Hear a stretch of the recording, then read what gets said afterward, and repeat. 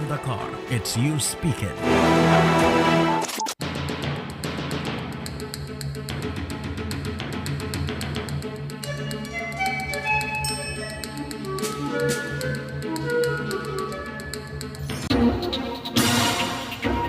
WADR,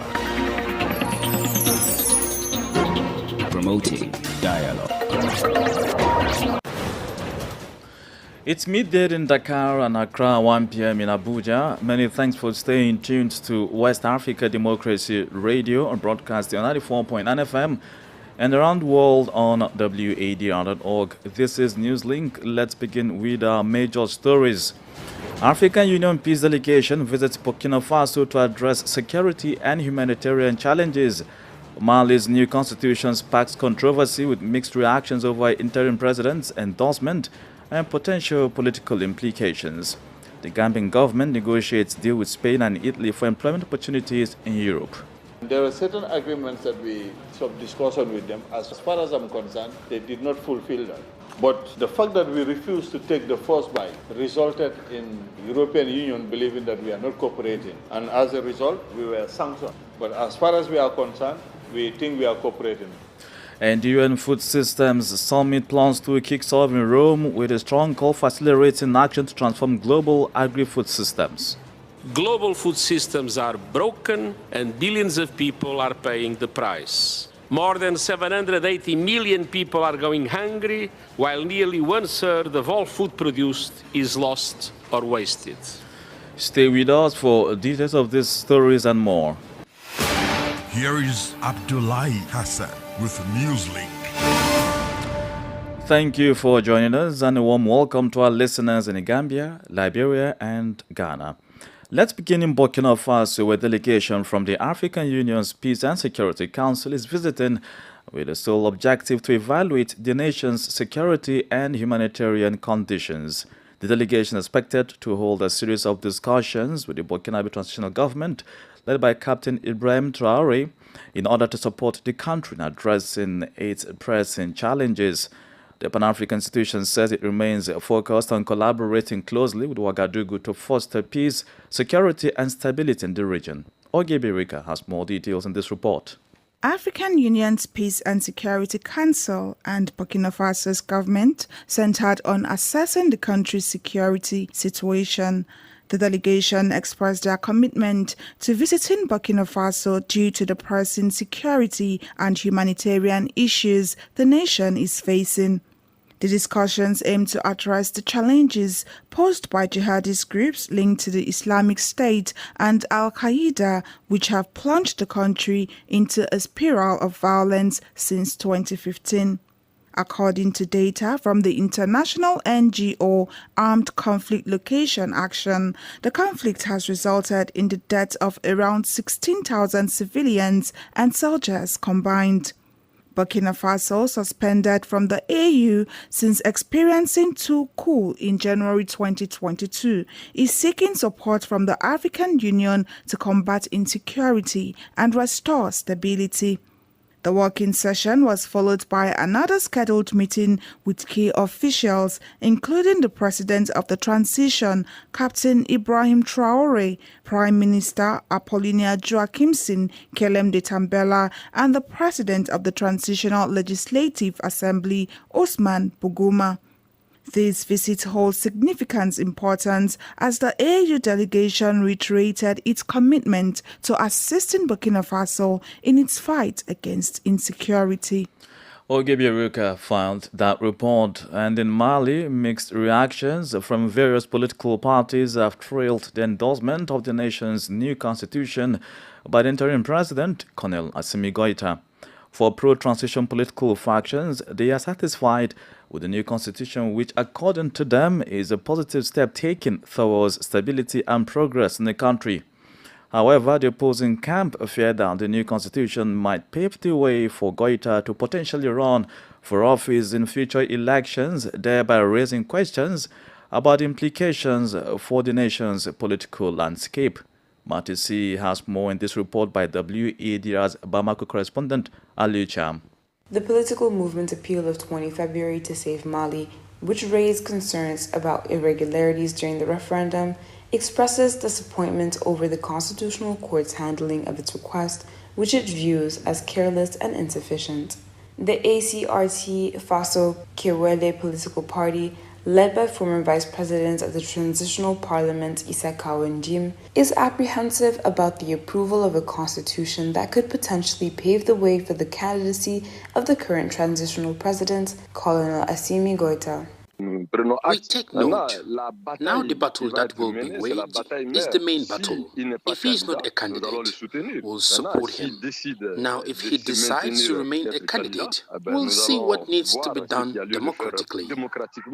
On the other hand, the Mouvement du 5 Juin, 5th of June movement, which previously led protests against the former regime and now supports the transition, welcomes the promulgation of the new constitution. Their spokesperson, Jamil Bitar, has expressed satisfaction with this development. We can see that we are coming up with a constitution that takes our societal values into account, and that's very, very important indeed. However, the regional body ECOWAS has positively acknowledged the military government's efforts toward a significant step toward the return of civilian governance in Mali. A report by WADR's Bamako correspondent Ali Chairman, voiced here by Matisi.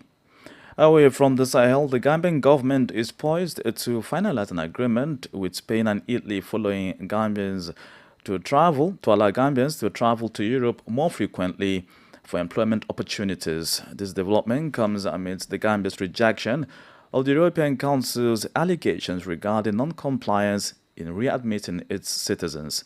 But as WADR's Banjul correspondent Sankul Janko reports, a distressing incident from 2021 continues to linger over the government's failure to provide any tangible information about the whereabouts of a boat carrying 200 migrants that went missing.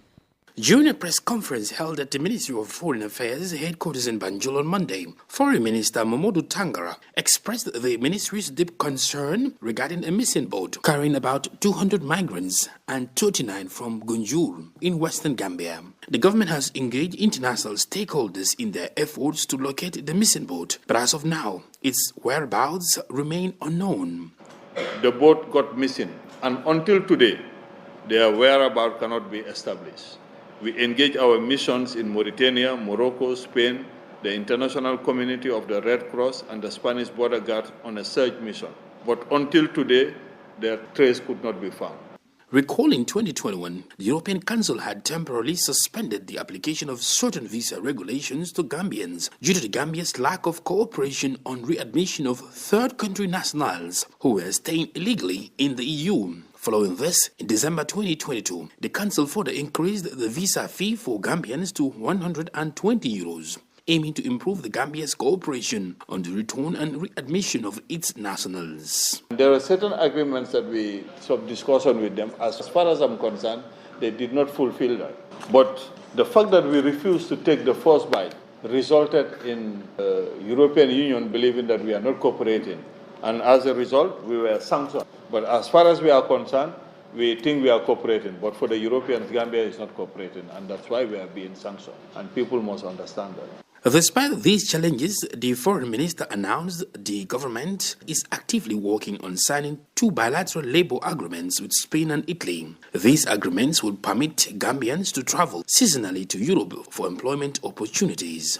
According to the Foreign Ministry, about 200,000 Gambians reside in major European countries and were estimated to have sent $712 million in remittances back to the country in 2022, according to the Central Bank of the Gambia. For NEWSLINK on West Africa Democracy Radio, I am Sankula Janko reporting from Banjul. Fresh and breaking news all the time. Hear it first as the news breaks, only on West Africa Democracy Radio. NEWSLINK continues. In Ghana, anticipation is building among civil society organizations and economists regarding the government's plans for the economy and energy sector as Finance Minister Ken Ofori-Atta presents the media budget. For many Ghanaians, the timing of this presentation is critical, as the country is currently grappling with a declining economy, prompting the government to seek a financial bailout from the International Monetary Fund (IMF) as well as initiating debt restructuring programs. Details from the minister's briefing will come in our subsequent bulletin. Nigeria's President Bola Tinubu has taken note of the alarming surge in food prices and has expressed his commitment to tackling the situation to alleviate the burden on all citizens.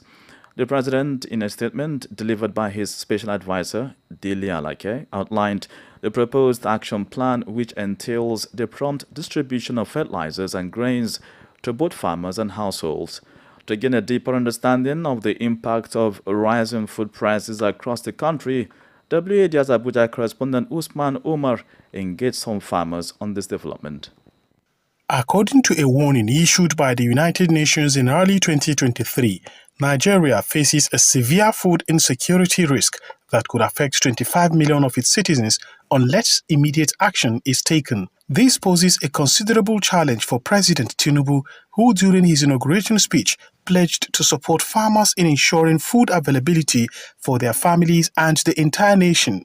However, just 2 months after his inauguration, food prices have soared due to the removal of the petrol subsidy, causing a ripple effect on transportation costs, agricultural inputs, and other commodities and services. Moreover, insecurity in several regions of the north has severely disrupted farming activities for the past 3 years, with many farmers falling victims to violence, kidnapping, or being forced to abandon their farmlands. The challenges we are having here is much because of these headers. They always come, destroy our farms, and if you talk, nobody will listen to you. The farm input, fertilizer is now high, chemicals are high, seeds alone are high. In response to this crisis, prominent figures like Kabir Ibrahim, the national president of the All Farmers Association of Nigeria, and Promise Amaha, president of the Young Farmers Network, are urging the government to develop and implement a climate-resilient plan to safeguard food security. If government really desires the attainment of food security in the near future,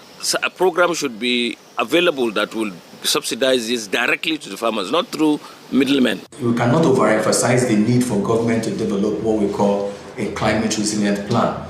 Right, that looks not just on primary production, but on the whole value chain. Recall, President Tinubu declared a state of emergency on food security, and in response, the National Security Council presidential spokesman Mr. Dele Alake said will now address all matters related to availability and affordability of food and water.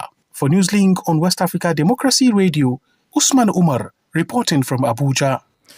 Members of the International Organization of Supreme Audit Institutions have concluded a seminar in Liberia bringing together participants from the Gambia, Sierra Leone, Ghana, and Liberia itself.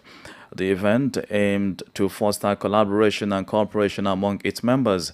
With a specific focus on communication and stakeholder engagements, the seminar served as a platform for members to develop effective strategies and implement policies and programs that would offer mutual support to each other in their audit-related endeavors. WAD's Moravia correspondent Daleton Popper has more.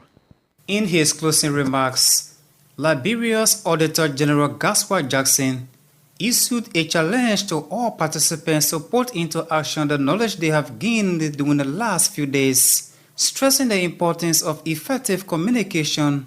He emphasized that it is a critical factor in accelerating growth within the sector. I encourage all of you participants to build relationships amongst yourselves. I encourage you to build strong professional relationships and interact constructively beyond the period. The regional workshop was intended to enable supreme audit institutions to develop strategies and develop a sub-regional network of peers to support each other and share ideas and best practices. Speaking on behalf of the participants, Edwin Clark expressed his enthusiasm for the training, describing it as mind-blowing and enriching through the exchange of experiences. He encouraged his fellow participants to establish a sub-regional network to facilitate seamless communication. Our interactions focus on the functions of communications in the SAR, with emphasis on both internal and external channels. The workshop has been a rewarding experience, considering what we have achieved here for the past 5 days. With a shared commitment to the common good of their respective institutions, all participants pledge to return to their countries and actively engage in networking, ensuring the implementation of their newfound knowledge for the benefit of the sector and the broader community. For NewsLink on West Africa Democracy Radio, I am Darlington Pogba in Monrovia. You are listening to NewsLink here on West Africa Democracy Radio 94.9 FM, Dakar, Senegal. Here's a reminder of our top stories. African Union Peace Delegation visits Burkina Faso to address security and humanitarian challenges. Mali's new constitution sparks controversy with mixed reactions over interim president's endorsement and potential political implications. The Gambian government negotiates a deal with Spain and Italy for employment opportunities in Europe. Ahead in the news, the UN Food Systems Summit +2 kicks off in Rome with a strong call for accelerating action to transform global agri-food systems. We also have the guest interview and sports news. Please stay with us. West Africa Democracy Radio. It's you speaking. Remember, we are live on YouTube, WADR News, and streaming live on Facebook on West Africa Democracy Radio English Service. The UN Food Systems Summit +2 stock-taking moment kicked off on Monday at the Food and Agriculture Organization FAO headquarters in Rome. Not more than 20 heads of state and government attended the opening ceremony with a strong call for accelerating action to transform global agri-food systems. The 3-day high-level event will also take stock of the progress made since the first UN Food Systems Summit in 2021, convened by the United Nations Secretariat in collaboration with the FAO, IFAD, and WFP. The UN Secretary General Antonio Guterres, as the convener of the event, delivered the keynote speech underscoring the dire global food security situation.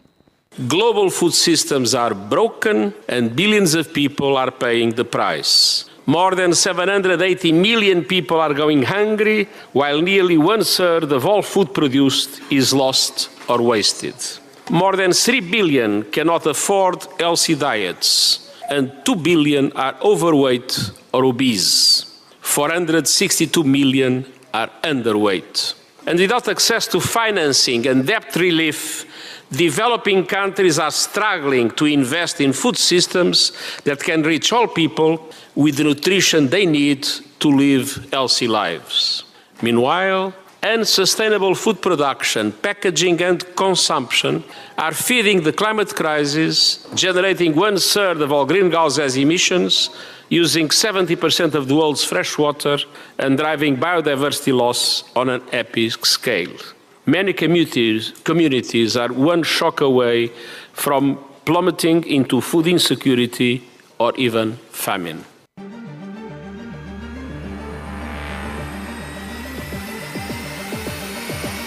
This is the newspaper review. Stay on top of the news. Get the most important stories with added insight and concise review.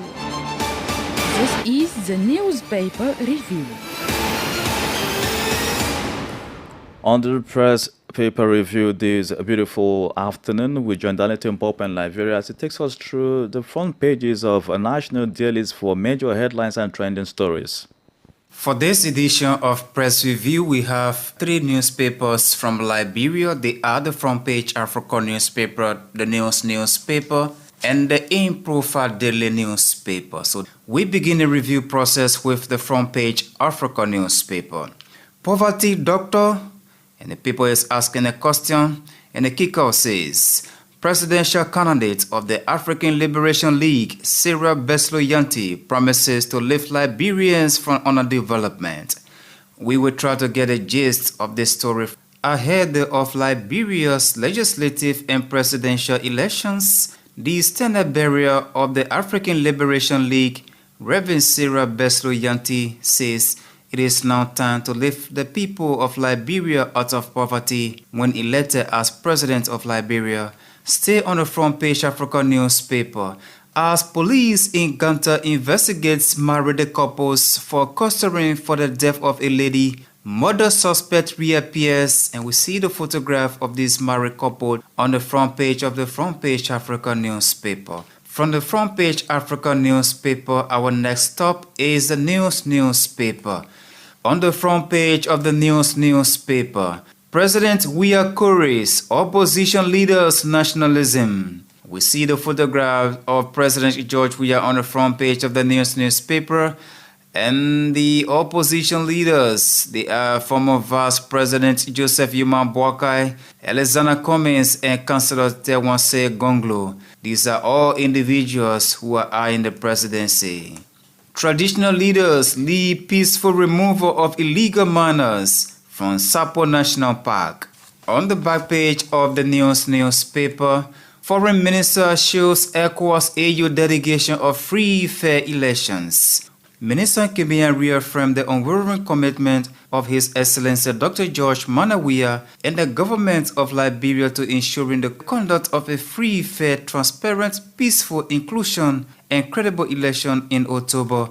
Still on the back page of the newspaper, EU welcomes positive trajectory of press freedom once citizens respect exercise thereof. Our last stop for today's edition of Press Review is the In Profile Daily newspaper. We see the photographs of opposition leader Benena Yire of the All Liberian Party and former Vice President Joseph Yuma Boakai on the front page of the In Profile Daily newspaper with the headline, "They who have treated us like dogs." Yire accuses Unity Party of ill treatments.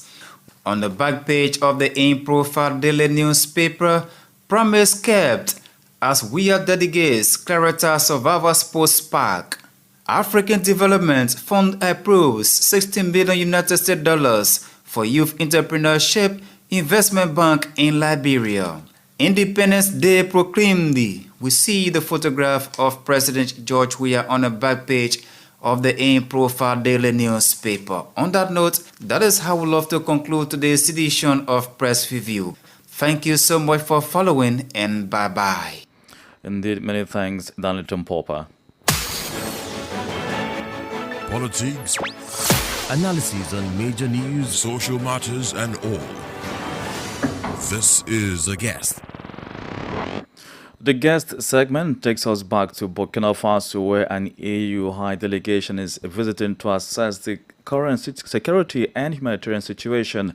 From Ouagadougou, Yusuf Ouattara, a public affairs analyst, joins us with his perspectives on why the delegation's visit to the fragile nation is important. It was very important for the African Union delegation to come because clearly the relationship between Burkina and ECOWAS countries and ECOWAS president are not that very good, including former president of ECOWAS, Guinea-Bissau president. And you also remember those issues with Ghana president's statement and the recent statement of the new president of ECOWAS, the president of Nigeria. So I think the relationship between Burkina and ECOWAS are not good. And in the recent summits of ECOWAS, it was reported that the envoy in Mali, Guinea, and Burkina were not able to connect with those leaders, and this remained a vacuum. So I think it was a good opportunity for the African Union to step in and get connected to Burkina authorities, as you said, to assess the situation, first the security situation, and then also the electoral agenda. Now, while this is supposedly going to bridge the gap between Ouagadougou and the regional bloc ECOWAS, like you rightly said, has the security situation changed ever since their first visit? Yes, I think the security situation changed. Some will say that it got worsened, and other people will say that it improved. What improved is really the capacity of Burkina security forces to retaliate and to conduct a military operation on their own. I think on this basis, in terms of equipment and in terms of recruitment, there have been big effort, and that's visible. But on the ground also, the situation has worsened in some part of the country because the military is now strong. Violent extremists no longer attack directly the military, but they basically attack civilians in the village and force them to leave. So this has led to many villages to leave. And this is a very bad aspect. So given this situation, it was the opportunity of the African Union delegation to get those information directly from the president. The EU delegation said that they will continue to collaborate with the government in making sure that security is restored and that the humanitarian situation is addressed. This is not the first time they've made such a promise. Going forward, what would you like to see? This is something in the public in Burkina people are really blaming. I think their action should be concrete because Burkina economy is under big pressure, and I think that's the moment the country and its people need the support of the African community, West African and the whole African community. We have heard words, we have heard declaration, but I haven't seen real concrete action from the African community to support Burkina in terms of equipment or in terms of humanitarian support. I think this is the best way to keep the connection. And also they can listen directly from Burkina authority what they need, what do they need really from the African community, African Union and ECOWAS.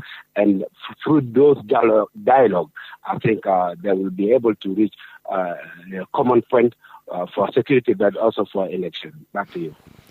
Yusuf Wadr, Burkinabe public affairs analyst. It's now time for sports update with Sankle Janko.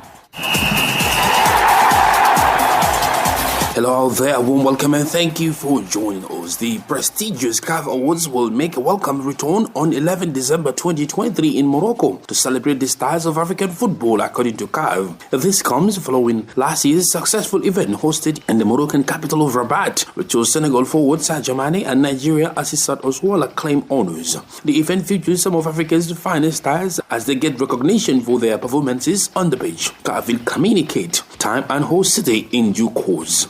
And let's end this sports news with the biggest story of the year, as Saudi Arabian club Al Hilal have submitted a world record bid 300 million euros for Kylian Mbappe. It is reported that they are willing to pay the forward 200 million euros for a one-year season if that's what it takes to get the deal done.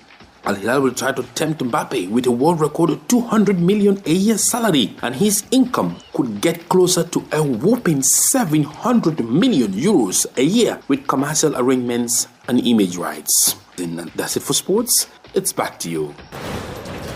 And that's how I wrap up this edition of NewsLink from West Africa Democracy Radio, broadcasting from Dakar, Senegal. Thank you for listening, and many thanks to our listeners in the Gambia via Hot 104.3 FM and Numi FM 94.0 Banjul, in Liberia via Alternative Youth Radio 98.9 FM Lufi County.